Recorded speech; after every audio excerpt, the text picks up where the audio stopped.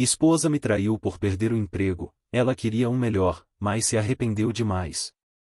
Esposa me traiu quando perdi meu emprego. Disse que era direito dela viver. Divorciei dela e agora ela se arrepende. Eu, homem de 33 anos, fui casado com Wendy, mulher de 34 anos, por 3 anos. Ficamos juntos por 6 no total. Tínhamos uma vida bem normal. Tivemos as discussões usuais que todo casal tem, em dinheiro, tarefas domésticas, visitas à família, mas nada sério. Estávamos planejando ter um bebê e também economizando para comprar nossa primeira casa. O plano era engravidar este ano e comprar uma casa nos próximos 2 anos para que o bebê tivesse espaço suficiente para brincar e crescer. Tudo estava indo conforme o plano. Fizemos exames. Estávamos comendo saudável, nos exercitando, tomando suplementos, basicamente fazendo tudo para conceber um bebê saudável. Então, de repente, descobri que minha empresa havia sido adquirida por seus concorrentes e quase todos os funcionários foram dispensados. Eu trabalhava em uma startup de tecnologia como líder de projeto para um produto de software como serviço em gerenciamento de nível médio. Não era algum grande nome do Vale do Silício, mas me pagava bem e me fazia sentir estável. O salário nos dava uma vida confortável. Financiamento de 2 carros, economizando para nossa casa, algumas viagens por ano e comendo fora quando sentíamos vontade. Não era super luxuoso, mas vivíamos uma vida bem decente onde dinheiro nunca era uma preocupação. Quando o aviso de demissão chegou, honestamente pensei que conseguiria algo novo em algumas semanas. Todo mundo estava dizendo a mesma coisa. Você vai encontrar algo rápido, cara. Pessoas de tecnologia estão sempre em demanda.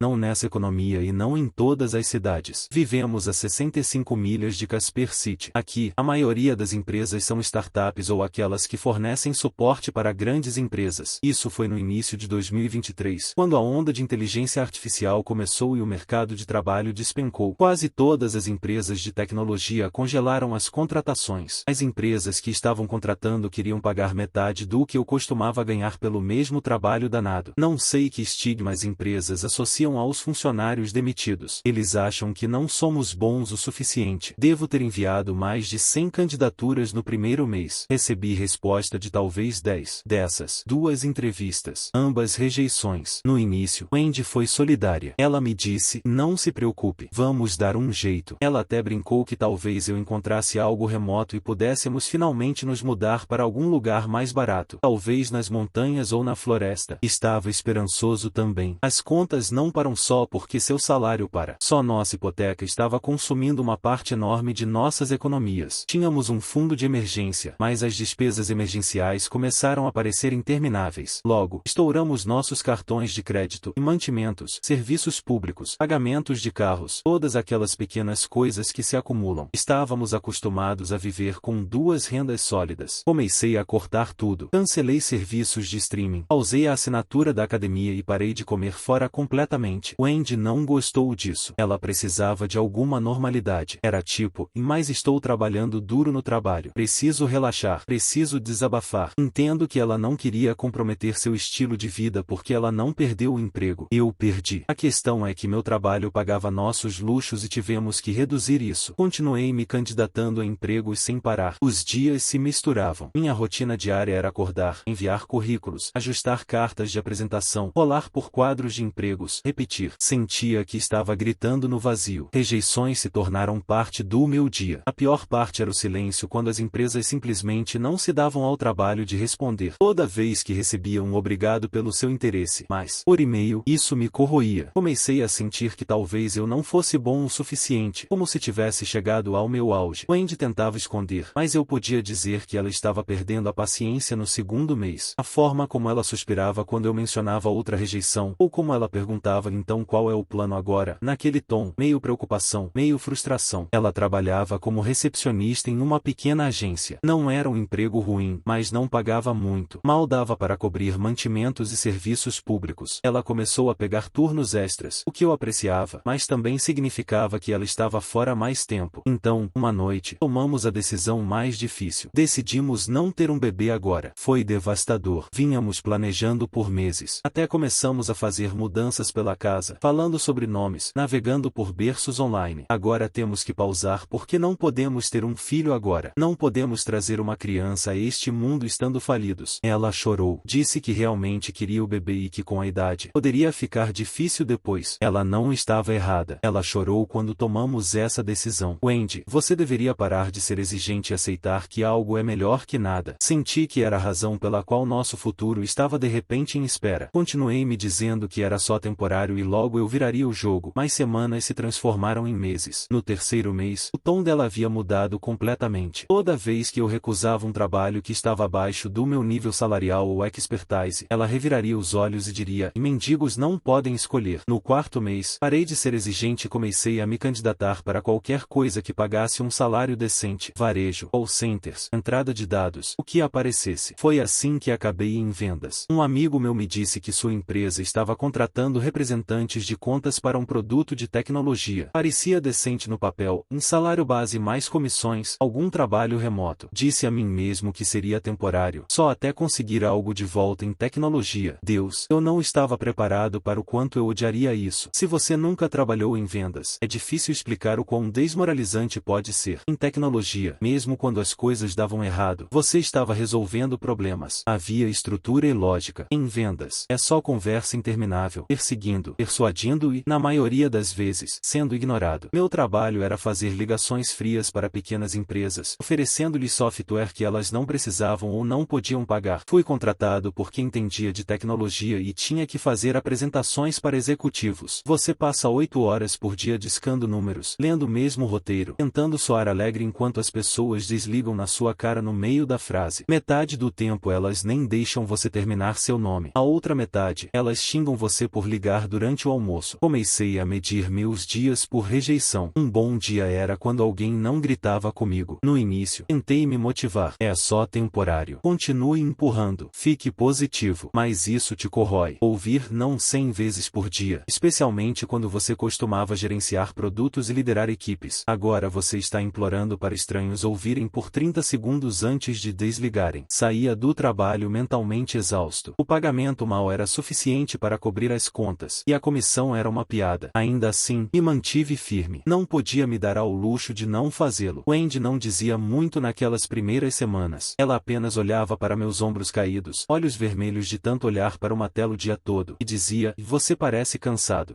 Eu estava. De engolir meu orgulho. Os contra-cheques ajudavam um pouco, mas ainda estávamos submersos. A hipoteca ainda pairava, cartões de crédito ainda no limite. Comecei a pagar os mínimos só para manter os cobradores afastados. Tudo em nossas vidas se tornou sobre dinheiro. Cada escolha, cada discussão. Ela chegava em casa falando sobre seu dia, colegas de trabalho, fofocas do escritório e jantares depois do trabalho. Eu tentava ouvir, mas por dentro estava me desmoronando. Eu odiava meu trabalho. Odiava acordar, temendo outro dia de sorrisos falsos e clientes maldosos do outro lado. E odiava sentir que ela me olhava de forma diferente agora. Discutíamos sobre coisas estúpidas, comida para a viagem, mantimentos e contas. Uma vez ela ficou brava porque comprei o detergente errado. Revidei. Disse que ela poderia lavar a roupa ela mesma se importava tanto. Não conversamos por 2 dias depois disso. Não era sobre o detergente, obviamente. Era sobre tudo mais. O que realmente começou a nos destruir, no entanto, não foi o dinheiro. Foi o silêncio. Paramos de conversar como costumávamos. Ela chegava em casa do trabalho, jantava na frente da TV e rolava pelo telefone. Eu tentava fazer conversa fiada. Como foi seu dia? E ela apenas dava de ombros. Bom, só isso. Costumávamos rir muito. Piadas internas. Pequenos momentos. Agora a casa apenas parecia quieta. Então ela começou a ficar até tarde no trabalho. No início, ela disse que era porque estavam com falta de pessoal. Acreditei nela, mas então se tornou dia sim, dia não. Depois a maioria dos dias. Ela mandava mensagem, trabalhando até tarde. Não espere acordado. Não quero ser aquele cara. O marido inseguro acusando sua esposa de algo sem prova. Então não disse nada. Ainda me incomodava. Eu ficava lá sentado à noite olhando para o relógio, me perguntando onde ela estava. Quando ela finalmente chegava em casa, era sempre a mesma história. Jantei com colegas de trabalho. Estávamos só relaxando. Todo mundo da clínica foi. Eu acenava, dizia ok e fingia dormir. Comecei a notar outras pequenas coisas. Ela se vestia melhor para o trabalho, usava mais maquiagem. Ela disse que só queria parecer mais arrumada. Talvez sim. Talvez eu esteja paranoico. paranoico. Mas quando você já está nervoso, tudo começa a parecer suspeito. Tivemos uma briga sobre dinheiro uma noite que ficou feia. Começou porque transferi algumas economias para pagar o aluguel. Ela disse que eu deveria ter conversado com ela primeiro. Eu disse que fiz o que tinha que fazer para manter um teto sobre nossas cabeças. Então ela disse: estamos falidos porque você não conseguiu encontrar um emprego melhor. Juro que essas palavras bateram mais forte do que qualquer outra coisa que ela já disse. Fiquei apenas parado lá, atordoado. Venho me matando todos os dias, me destruindo em um trabalho que mal paga as contas. E ela jogou isso na minha cara. Disse a ela que ela não tinha ideia de como era enviar centenas de candidaturas e ser ignorado. Ela disse que talvez eu não estivesse tentando o suficiente. Naquela noite, dormi no sofá. Na manhã seguinte, ela agiu como se nada tivesse acontecido. Preparou café para ela, rolou pelo telefone, nem sequer falou comigo. Acho que isso doeu ainda mais. Desde então, as coisas apenas se afastaram. Ainda moramos juntos, mas não parece mais um casamento. Ela está sempre ocupada. Eu estou sempre cansado. Mal nos tocamos. A última vez que tivemos intimidade foi há meses. Quando tentei falar sobre isso, ela disse: estou apenas estressada. Estamos brigando o tempo todo. Não é exatamente romântico. Ela está certa. Estamos brigando o tempo todo. Sobre dinheiro principalmente. Sobre como tudo está diferente agora. Ela diz: não estaríamos assim se não estivéssemos falidos. Estou tentando. Ainda estou me candidatando a empregos de tecnologia toda semana, mas não posso me dar ao luxo de largar o atual. Nem tenho tempo para entrevistar adequadamente porque meus turnos terminam tarde. Me sinto preso. Como se cada dia fosse o mesmo ciclo de exaustão e ressentimento. Sinto falta da minha esposa, mas nem sei se ela sente falta de mim. Como lido com a situação? Tenho certeza de que haveria muitos de vocês que estão ou estiveram nesse caos. Como você navega por isso? Narrador, se você está acompanhando essa história e quer saber como tudo se desenrolou, deixe seu like agora e se inscreva no canal. Nos comentários, me diga, você acha que ela já estava traindo nesse ponto? Vamos continuar com a atualização. Atualização 1. Em a descoberta devastadora. As coisas tomaram um rumo acentuado de onde deixei meu post. Na semana passada, algo aconteceu que está me corroendo. Ela deixou o telefone no balcão da cozinha enquanto estava no chuveiro. Ele vibrava constantemente. Olhei para ele. Era uma mensagem de um cara chamado Eric. Eric, mensagem livre amanhã à noite. Não toquei nele. Apenas olhei para a tela até ela escurecer. Quando ela voltou, não disse nada. Queria, mas não sabia como trazer isso à tona sem parecer um idiota ciumento. No dia seguinte, ela me disse que estava saindo com a equipe do escritório para jantar. Pensei que talvez aquele Eric fosse apenas um colega de trabalho organizando o jantar, verificando a disponibilidade de todos. Enquanto minha carreira e todo o resto estavam indo ladeira abaixo, não queria pensar demais que meu casamento também estava em risco. Me joguei no trabalho ainda mais. Também peguei outro emprego em um armazém como supervisor de inventário. Peguei turnos à noite e nos fins de semana. Disse a mim mesmo que se pudesse apenas me atualizar na hipoteca e derrubar os cartões de crédito, talvez pudéssemos respirar novamente. Meu dia começava às 6 horas da manhã e terminava à meia-noite. Trabalho, comer, banho, desmaiar, repetir. Wendy mal notava, ou se notava, não dizia nada. Éramos dois fantasmas passando um pelo outro na mesma casa. Ela chegava cada vez mais tarde, às vezes depois que eu já estava dormindo. Nos raros dias em que eu tinha folga, ela arranjava desculpas para estar fora, recados, tempo com as amigas ou ajudando a mãe. Queria acreditar nela, mas me sentia inquieto. Uma sexta-noite, meu segundo emprego cancelou um turno em cima da hora. Não contei a Wendy. Queria fazer algo legal para ela. Antes, eu costumava buscá-la com flores e ela adorava. Queria recriar isso e apareci no local de trabalho dela com uma rosa. Pensei em levá-la para jantar. Entrei e encontrei sua colega de trabalho na recepção. A conversa que se seguiu foi muito peculiar. Eu, onde está Wendy? Colega, e ela saiu. Eu, o turno dela termina às 19 horas, certo? Colega, não sei. Não sou o gerente dela. Eu, mas vocês duas trabalham na recepção. Como você pode não saber o turno dela? Ela me deu um olhar e informou que Wendy foi promovida a executiva de back-office há 2 meses. Fiquei tão envergonhado que não disse nada e saí. Nem liguei para ela. Ela havia saído do escritório, mas não estava em casa. Evidentemente, ela deveria estar em outro lugar. Comecei a investigar. Temos contas conjuntas. Também temos cada um nossa pequena conta corrente para gastos pessoais. A dela está vinculada ao nosso banco online, mas ela raramente a usa. Entrei na conta dela e encontrei um depósito muito maior do que o usual. Era um bônus que ela havia recebido durante a promoção. Era enorme, e ela escondeu de mim. Não apenas isso, ela recebeu um aumento e agora ganha 1,5 vezes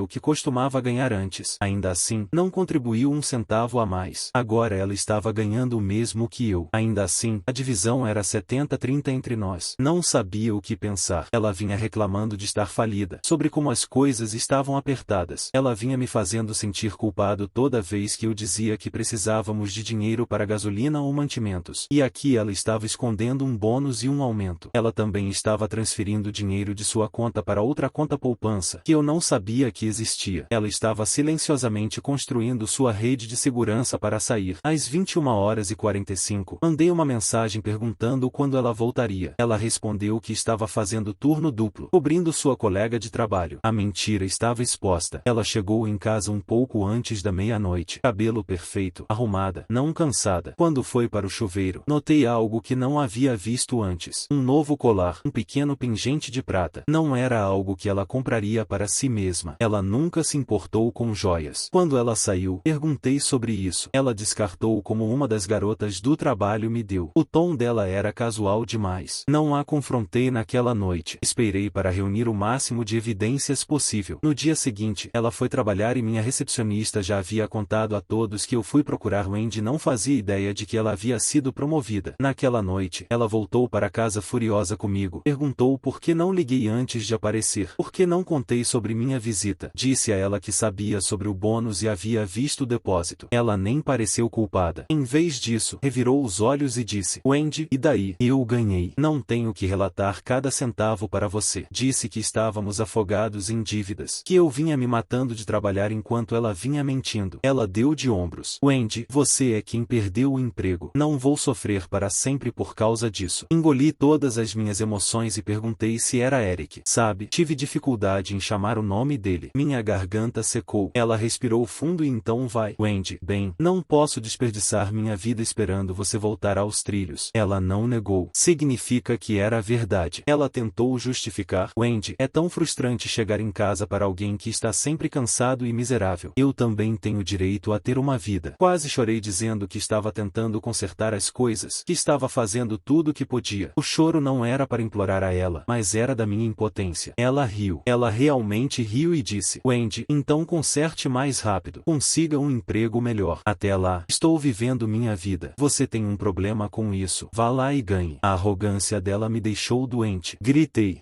então eu me mato 14 horas por dia colocando tudo junto e você fica por aí com zero remorso. Em vez de estar culpada, ela gritou de volta para mim: Wendy, então o que você vai fazer? Se divorciar de mim? Você tem dinheiro? Pode pagar um advogado? Engoli meu orgulho. Ela estava certa. Não posso pagar um divórcio. Como um perdedor, peguei meu cobertor e me mudei para o outro quarto. Ela sorriu maliciosamente, me dando um olhar tipo: você não tem permissão para ter amor próprio quando está falido. Desde então, estou procurando um advogado de divórcio e o processo é realmente caro. Estou conversando com meus amigos e colegas de trabalho que passaram por isso e reunindo o máximo de informações possível. Também parei de contribuir mais para a casa. Temos uma conta conjunta para as despesas domésticas. Antes, eu estava colocando 70% da minha parte. No mês, coloquei apenas metade do aluguel, serviços públicos, contas e comendo apenas comida para a viagem. Ela me perguntou quem vai pagar o restante. Eu disse: você. Você ganha o mesmo que eu agora. Ela mordeu a língua, bateu o pé e foi embora. Também retirei minha parte das economias. Ela perdeu a cabeça, mas eu disse: não tenho meu segundo emprego e tenho que pagar o financiamento do meu carro. Também disse a ela que o financiamento do carro dela estava com ela agora. Ela obviamente não aceitou bem isso. Agora metade do aluguel e outros serviços públicos estão com ela, o que significa que ela essencialmente tem que pagar mais. Antes, sua contribuição era apenas 30%. O financiamento dela e comida estavam comigo. Agora é 50-50. Estou economizando dinheiro do meu segundo emprego para contratar um advogado. Estou falido, mas não sem espinha dorsal. O divórcio é inevitável mais cedo ou mais tarde. Enquanto isso, ela está vivendo sua vida sem culpa. Neste fim de semana, estava me arrumando para meu segundo emprego quando ouvi uma buzina de carro do lado de fora. Ela se debruçou pela janela e disse: 5 minutos. Então ela rapidamente vestiu um vestido casual, enfiou seus itens essenciais em uma bolsa pequena e saiu correndo como uma adolescente, adiante de empolgação. Espiei pela janela para ver que havia 2 caras dentro do carro. Ela foi e sentou na frente, abraçou o cara ao volante. Ela me deu uma atitude de: vou fazer o que quiser. Aguente ou vá embora. É humilhante e doloroso, mas o que posso fazer exceto ser paciente e planejar minha saída? Não tenho escolha. narrador, essa história está ficando cada vez mais intensa. Se você acha que ele deveria ter feito isso antes, deixe nos comentários, divórcio já, e se inscreva para acompanhar o desfecho dessa saga. Atualização 2, o processo de divórcio. Sei que faz um tempo. Aguente firme. Há muito para desempacotar. Primeiramente, devo muito a esta comunidade. Obrigado pela orientação e palavras gentis. Seus comentários e mensagens me ajudaram a lidar no meu pior momento. Além disso, depois do meu último post, muitos advogados desta comunidade me enviaram mensagens para orientação e me referiram a advogados pro bono que eu poderia acessar gratuitamente. Então, aqui estou agora, finalmente passando pelo processo e me libertando do meu casamento tóxico. Como vocês sugeriram, comecei a documentar cada maldita coisa. A forma como ela estava gastando seu dinheiro em roupas novas, bolsas novas, acessórios. Encontrei recibos de jantar espalhados na mesa de lugares que costumávamos ir em encontros. Enquanto isso, eu ainda estava partindo minhas costas entre dois empregos, comendo miojo no carro entre turnos. Às vezes, eu chorava pensando quando costumava receber um bônus. Eu sempre a levava para fazer compras, comprava presentes para ela, mas quando ela recebeu um, me deixou de lado. Não sei se você já sentiu aquele tipo específico de raiva, o tipo em que seu peito parece pequeno demais para seu coração, o tipo que te devora vivo. Não desisti. Não importa quão difícil fosse, ainda me levantava e trabalhava duro. Minha única motivação era sair deste casamento. O advogado designado para mim me ajudou a desempacotar as consequências, contanto que fosse não contestado. Seria barato. Não havia nada para contestar. Eu tinha evidência de que ela estava ganhando tanto quanto meu emprego diurno. Economias. Já havíamos retirado nossas partes. Ela não via mérito em mim. Então por que ela resistiria? Ela não resistiu. Quando a servi, ela riu. Wendy, você ainda tem amor próprio? Impressionante. Enquanto isso, eu já havia encontrado um apartamento estúdio menor para mim. Separei meus itens essenciais, roupas, aparelhos e documentos. Todo o resto coloquei à venda. Cada maldita coisa. O sofá, a cadeira, os eletrodomésticos da cozinha, tudo foi comprado por mim. Eu tinha nota de tudo no meu e-mail. Meu advogado disse que se eu pudesse provar que comprei com meu próprio cartão, poderia vender. Quando ela me viu tirando fotos deles, ela entrou em pânico, dizendo que todos eram propriedades conjugais e eu teria que dividir o dinheiro com ela. Não respondi. Percebi que não conseguiria vendê-los quando ela estivesse por perto. Então esperei que ela saísse de casa por algumas horas. Não foi grande coisa. Ela agora estava fazendo viagens regularmente, quase todo fim de semana. Alguma caminhada ou compras no centro. Ela sempre tinha planos. No fim de semana seguinte, ela foi acampar com as amigas. Imediatamente embalei todos os itens e os enviei para um novo lugar e depois os publiquei para revenda. Sim, tive que pagar taxas de envio, mas era melhor do que compartilhar com ela. Quando ela voltou da viagem para uma casa quase vazia, ela surtou, me ligou, ignorei. Ela me enviou várias mensagens de voz desesperadas. Wendy, mensagens de voz, onde está tudo? Você se mudou. Quem vai pagar o aluguel? Você não pode levar tudo embora. Eu também era dona disso. Respondi que havia me mudado. O contrato de locação agora está no nome dela. O proprietário enviaria um atualizado em breve. Ela obviamente me xingou. Então algumas horas depois, ela me enviou outra mensagem perguntando se eu poderia voltar até o divórcio ser finalizado, ou pelo menos até ela descobrir um lugar menor porque não poderia pagar o aluguel do atual sozinha. Não respondi. Não devia uma a ela. Tem sido pacífico desde então, apenas esperando o divórcio terminar rapidamente. Atualização 3, o divórcio finalizado. O divórcio está finalizado. Não imaginei que seria tão libertador. Sim, estive esperando por muito tempo. Não pensei que aconteceria tão rápido, mas acho que quando uma pessoa para de se importar, não há mais nada pelo que lutar. Quando a traição dela veio à tona, me senti tão humilhado e pequeno. Depois que me mudei, ela presumiu que eu voltaria rastejando assim que percebesse como é caro estar sozinho. O que ela não percebeu foi que eu já estava sozinho muito antes de partir. Meu advogado, uma dádiva absoluta, cuidou de tudo de forma limpa. Eu tinha prova da renda dela, da conta escondida, do bônus, tudo. O advogado redigiu a papelada tão perfeitamente que mesmo se ela quisesse contestar, não tinha alavancagem. Ela deixou claro através de suas próprias mensagens que queria sua liberdade. A partir daí, as coisas começaram a rolar rápido. Ela não quis pagar seu próprio advogado porque, claro, ela presumiu que eu seria forçado a lidar com a bagunça legal. Piada nela. Eu não tive que fazer isso. Meu advogado garantiu que o acordo fosse hermético. Como nossas rendas eram agora aproximadamente iguais, nenhum de nós devia pensão alimentícia. As economias haviam sido divididas antes do pedido. E como eu já havia me mudado e tinha prova de que paguei por quase todos os itens naquela casa, ela não poderia reivindicá-los como propriedade conjugal. Eu até tinha recibos digitais de anos atrás mostrando os detalhes do meu cartão. Cada sofá, cada cadeira, cada eletrodoméstico tinha meu nome vinculado a ele. Ela tentou uma última cartada, alegando sofrimento emocional e que eu a havia abandonado. Meu advogado derrubou isso com carimbos de data-hora mostrando que ela já estava vendo outra pessoa durante o casamento. Eu nem precisei mostrar o colar ou as mensagens. O cronograma de promoção dela, seus movimentos financeiros e a mudança de comportamento contaram a história. O tribunal não aceitou a demanda dela. Quando o decreto veio, senti como se um peso de uma vida inteira tivesse sido tirado do meu peito. Casamento dissolvido, sem pensão alimentícia, sem bens compartilhados. Cada parte retém propriedade pessoal. Algum tempo atrás, passei de carro pela casa antiga apenas por curiosidade. Vi que estava escura e vazia. Ela também havia se mudado. Não conseguiu acompanhar o aluguel e se mudou para um apartamento pequeno mais perto do trabalho. O dinheiro ainda está apertado para mim, mas pelo menos agora cada real vai para onde eu quero que vá. Comecei a fazer orçamento de forma diferente. Cortei tudo que não preciso. O apartamento estúdio é muito mais barato que a casa antiga. Ninguém reclama sobre marcas de detergente ou mantimentos. Comecei a cozinhar novamente. Há algo terapêutico nisso. Sentar à minha pequena mesa, comendo uma refeição simples que fiz para mim mesmo, parece muito melhor. Ainda tenho meu emprego de vendas. Comecei a ficar melhor nisso porque parei de ter vergonha dele. Trabalho é trabalho. Dignidade não está vinculada a títulos de emprego. Ainda estou me candidatando para posições em tecnologia, no entanto, mas parei de fazer disso o centro do meu valor próprio. Não estou mais tentando provar nada para ninguém. É engraçado como eu costumava pensar que divórcio era sinal de fracasso. Todas aquelas noites em que me culpei, pensei que não era suficiente. Pensei que havia arruinado nossa vida. Vejo agora quanto eu dei, quanto tentei e quão pouco ela se importou em me encontrar no meio do caminho. Recentemente, fiquei sabendo que o caso dela não durou muito com o parceiro do caso. A esposa dele descobriu e de alguma forma ele a convenceu de que era apenas uma aventura. Ela fez ele terminar com o Andy e também o transferiu para um local diferente. Inicialmente, fiquei surpreso ao saber que a esposa dele o perdoou, mas então descobri a história completa. Ela é a segunda esposa dele. Ele já era casado com 2 filhos quando essa mulher entrou na vida dele. O parceiro do caso veio de um sólido histórico financeiro. Essa mulher o envolveu e ele se divorciou da primeira esposa e abandonou os filhos por ela. Que cachorro é esse parceiro do caso? O karma atingiu essa mulher quando o parceiro do caso atraiu com o Andy, mas ela não era como a primeira esposa dele. Ela ameaçou colocá-lo nas ruas se ele se divorciasse dela. Ele teve que fazer o que ela mandou. E dessa história quando um amigo em comum me contou. Essa mulher ligou para o Andy e a ameaçou para ficar longe do parceiro do caso se ela quisesse que seus membros ficassem intactos em seu corpo. Minha ex se meteu com a pessoa errada. Recentemente, ouvi que ela tentou namorar outro colega de trabalho por um tempo, mas isso também não deu em nada. A miséria dela não me dá alegria, o que me fez perceber que eu havia me curado. Provavelmente, esta é minha última atualização. Obrigado por me apoiar durante tudo isso. Atualização 4, o emprego dos sonhos. Então, há boas notícias. Pensei em compartilhar com esta comunidade, já que vocês foram um apoio tão sólido para mim. Consegui um emprego em tecnologia. É meio que um emprego dos sonhos que sempre quis ter. Depois que tudo foi resolvido, mantive a cabeça baixa no emprego de vendas. Não vou mentir, ainda havia dias ruins, rejeições, clientes rudes, desligamentos intermináveis. Mas comecei a abordá-lo de forma diferente. Em vez de odiá-lo, tentei como treinamento. Cada não construiu minha paciência. Cada apresentação aprimorou minha comunicação. Lentamente, comecei a fechar mais negócios. Até recebi um pequeno aumento depois de atingir minha meta trimestral. Por volta desse tempo, encontrei uma postagem online sobre certificações de tecnologia que ajudavam em colocações. Eu estava fora do campo há quase 1 ano e meio, mas tecnologia se move rápido. O que eu sabia antes não era mais suficiente. Aquela postagem dizia algo que ficou comigo: e suas habilidades não estão obsoletas, elas estão apenas pausadas. Me atingiu. Percebi que estava esperando pela sorte quando o que realmente precisava era esforço na direção certa. Então comecei pequeno. Noites depois do trabalho, eu abria tutoriais do YouTube e plataformas de aprendizado gratuitas. Fins de semana eram para laboratórios práticos e projetos simulados. Comecei a aprender sobre arquitetura em nuvem e pipelines de dados, coisas que eu só havia passado superficialmente durante meus velhos dias de tecnologia. Foi difícil. Depois de 9 horas de trabalho, a última coisa que eu queria era olhar para mais telas. Mas continuei me lembrando de que essa era a minha saída. Eventualmente, paguei por um curso de certificação. O dinheiro estava apertado, então usei um plano de pagamento. Eu estudava até tarde da noite, bebendo café preto preto e anotando notas em blocos de notas colados por toda a parede. Aquele pequeno estúdio se tornou meu centro de comando. Me lembrou do meu dormitório da faculdade, como se estivesse reconstruindo do zero. Passei no meu exame de certificação de primeira. Lembro de ficar sentado lá olhando para a mensagem de parabéns na tela e apenas exalando. Foi a primeira vez em muito tempo que me senti orgulhoso de mim mesmo. Ninguém para compartilhar, ninguém para postar sobre isso, só eu. Adicionei a certificação ao meu currículo e comecei a atualizar meu LinkedIn. Me senti estranho, como me reapresentando a um mundo. Eu não era o mesmo cara de antes. Não estava mais desesperado, mas pronto. A busca por emprego desta vez pareceu diferente. Me senti mais confiante. Sabia o que queria e sabia o que poderia trazer para a mesa. Minhas habilidades de comunicação e negociação foram aprimoradas devido ao meu trabalho de vendas. Não estava me candidatando a qualquer lugar cegamente. Mirei em empresas específicas procurando meu conjunto de habilidades. Adaptei meu currículo para cada uma. Não apressei. Paciência havia se tornado minha habilidade mais afiada. Em junho, consegui minha primeira entrevista com uma empresa de médio porte. Arrasei na rodada técnica, mas eles foram com outra pessoa. Estranhamente, não fiquei arrasado. Levei como prática. Continuei indo. Em agosto, havia feito 5 entrevistas. Então um dia, um e-mail apareceu. Gostaríamos de avançar com sua candidatura. Era de uma empresa global, um nome que eu costumava sonhar em trabalhar quando estava no meu antigo emprego de tecnologia. Eles queriam me entrevistar para uma função de engenheiro de soluções em nuvem. O processo foi brutal. 5 rodadas ao longo de 2 semanas. Estudo de caso técnico, design de sistema, comportamental, gerenciamento, tudo isso. Algo havia mudado em mim. Não entrei naquela entrevista desesperado. Entrei firme. Não estava tentando provar que era digno. Eu já sabia que era. Só precisava do lugar certo para mostrar isso. Quando me perguntaram sobre a lacuna na minha carreira, não menti. Disse a eles direto: fui demitido. A vida bateu forte, mas continuei aprendendo. Contei a eles sobre trabalhar em 2 empregos, sobre resiliência, sobre reconstruir. Lembro do gerente de contratação se recostando e dizendo: e isso é ótimo. Valorizamos isso aqui. Não percebi na hora, mas aquele foi o momento em que já havia os conquistado. Uma semana depois, recebi a carta de oferta. Li 3 vezes antes de assimilar. O pagamento era o dobro do meu último salário de emprego em tecnologia. Benefícios completos, flexibilidade remota, subsídio de realocação, tudo que eu costumava pensar que estava fora de alcance. Sentei lá na minha pequena mesa da cozinha, mesmo lugar onde costumava comer miojo, e chorei. Foi como se o universo tivesse esperado até eu ter eliminado cada pedaço da minha vida antiga antes de me dar algo novo. Comecei o emprego em setembro. Era a mesma época do ano passado quando me divorciei. Financeiramente, as coisas começaram a dar a volta. Quitei o último da minha dívida de cartão de crédito. Paguei meu carro. Até comecei a investir novamente. Neste fim de semana, melhorei meu apartamento. Mudei de um apartamento estúdio para um apartamento de 1 quarto em um bairro legal. Às vezes, quando olho para trás para o ano que mudou tudo, percebi o quão perto estive de quebrar. Se você me dissesse naquela época que eu acabaria aqui, trabalhando para uma empresa global de ponta, sem dívidas, dormindo tranquilamente, eu teria rido. Mas aqui estou, um círculo completo. A ironia não me escapa. Se eu tivesse conseguido este emprego antes do divórcio, provavelmente teria que pagar pensão alimentícia. Mas a vida cronometrou perfeitamente. Consegui o emprego depois do divórcio, depois de me reconstruir. Às vezes você não percebe no momento, mas tudo realmente acontece no momento certo e na ordem certa. Se você está lendo isso e passando por algo semelhante, perda de emprego, traição, desgosto, não vou te dar clichês. Vou apenas dizer isso. Você vai sobreviver. Vai doer pra caramba. Vai questionar tudo. Mas se você continuar aparecendo, se continuar fazendo as pequenas coisas certas, você sairá disso mais forte e mais sábio. É um encerramento agora. Obrigado por torcer por mim. Atualização 5 e a visita inesperada. Uau! Continuo voltando a este post. A vida está cheia de surpresas. Então, eu estava ocupado vivendo minha nova vida, realmente aproveitando cada pedaço dela pacificamente. Mas hoje, a calma quebrou. Estava no meio de uma chamada com o cliente quando ouvi uma batida na porta. Não estava esperando ninguém. Pensei que era entrega ou talvez manutenção. Quando abri a porta, lá estava ela, a ex-esposa, parada lá como um fantasma. Por um segundo, meu cérebro não registrou. Ela parecia diferente, mais magra. Seu cabelo estava agora mais curto com raízes escuras aparecendo. A faísca que ela costumava carregar, mesmo na raiva, havia sumido. Seus olhos pareciam cansados. Ela forçou um sorriso e disse: Wendy, oi. Como se fossemos velhos amigos esbarrando um no outro. Fiquei olhando para ela incrédulo e então disse a única coisa que saiu naturalmente.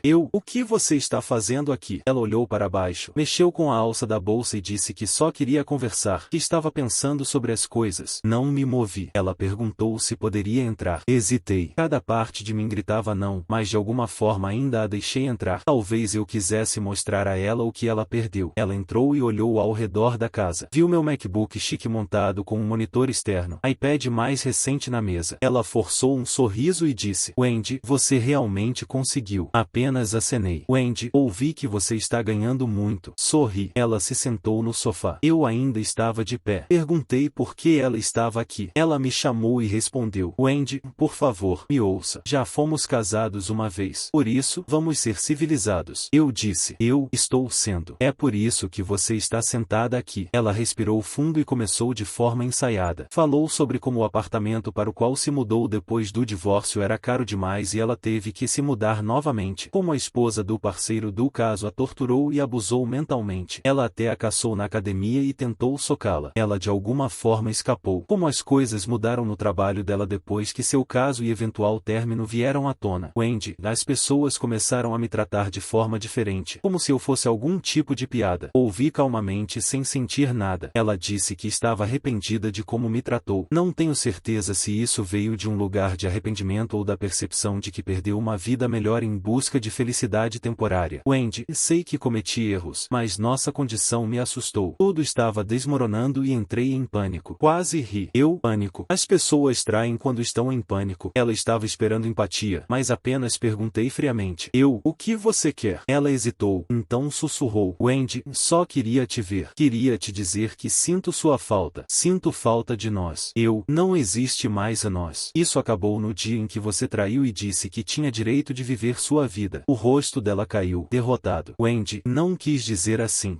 Você quis dizer exatamente assim. Você foi clara. Você não queria ficar presa com um marido que estava lutando. Você queria uma vida melhor e liberdade. Você conseguiu. Então por que está aqui agora? Ela respirou fundo e disse as palavras que eu sabia que estavam vindo. Wendy, porque cometi um erro. Sinto muito. Dizendo isso, ela desabou e começou a soluçar. Ela olhou ao redor, provavelmente percebendo quão confortável e estável eu estava nesta nova vida. Eu não era mais a pessoa que ela havia deixado. Não estava amargo ou quebrado ou esperando por um pedido de desculpas. Wendy, você mudou. Tive que mudar. Wendy, minhas desculpas também não importam para você agora. Para a maioria das perguntas dela, ou permaneci em silêncio ou apenas acenei. Ela ficou na defensiva. Disse que eu estava sendo frio, que eu não poderia simplesmente apagar 6 anos de relacionamento assim. Wendy, eu apoiei você quando perdeu o emprego. Quando as coisas estavam desmoronando, eu estava lá para você. Te apoiei. Seu cansaço constante e mau humor me esgotaram. O parceiro do caso era apenas uma distração para me manter sã. Nunca quis te deixar. Não te deixei. Você me deixou. Eu queria um bebê quando você não podia pagar. Deixei isso de lado também. Você sabe o quão doloroso foi para mim. Ela tentou mudar de táticas. Disse que estava deprimida, que não sabia como lidar com as coisas, que foi manipulada por Eric. Aparentemente, ele a lavou o cérebro fazendo-a pensar que eu era um perdedor e que a vida dela ficaria presa se eu permanecesse. Wendy, por favor, diga algo. Não aguento seu silêncio. Finalmente, abri minha boca. Qual é o sentido de discutir tudo isso agora? Estamos divorciados e esse capítulo já acabou para mim. Minha calma a incomodou. Wendy, por que você não está bravo comigo? Gritando comigo. Me diga o que é verdade no seu coração. Meu coração não tem mais lugar para você. Sem emoções, nem raiva. Já superei meu passado. Ela me olhou e perguntou: Wendy, você está vendo alguém? Quase dei risada. Ela sorriu um pouco como se tivesse encontrado esperança nisso.